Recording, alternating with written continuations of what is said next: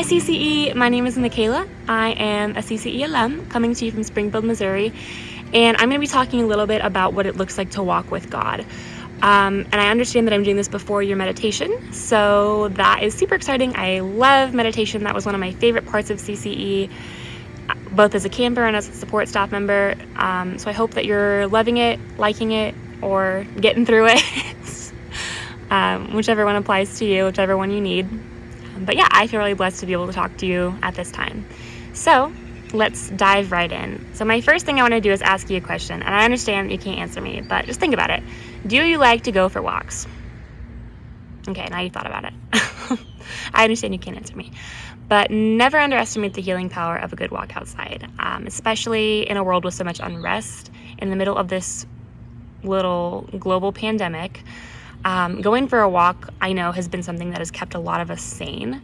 And for me especially, it's been like a really nice time to escape, because I moved back in with my parents after living in Spain for a little bit. So being back home is like, you definitely need some time to yourself, some quiet time. I like to listen to music sometimes when I go on walks, but more often than not, I really like to be alone, searching for peace and stillness.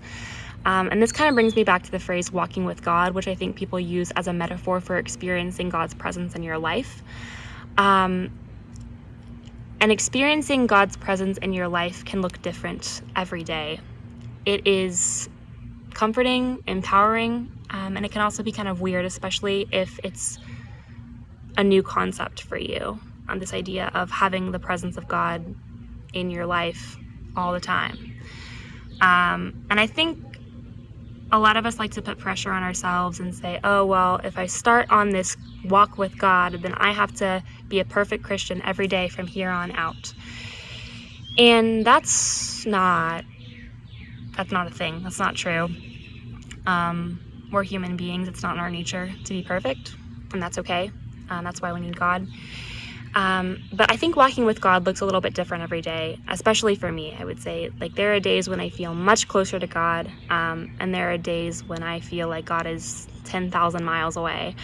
But part of setting out on this journey with God, on this walk with God, is accepting that God is always there, loving you divinely and profoundly, no matter what. And the days when I feel closer to God are those days when I actively embrace this idea that I am, in fact, loved, no matter what I do, no matter what I say, no matter how I act, and no matter how I fail. It's this idea that I know that God loves me, and nothing I can do can separate me from that. So before you meditate, I want to leave you with one of my favorite verses from Isaiah, which talks about experiencing the presence of God in a really beautiful and unique way. Isaiah 41:10, it's a common verse, you might know it. So do not fear, for I am with you. Do not be dismayed, for I am your God. I will strengthen you and help you. I will uphold you with my righteous hand. Let me say it one more time.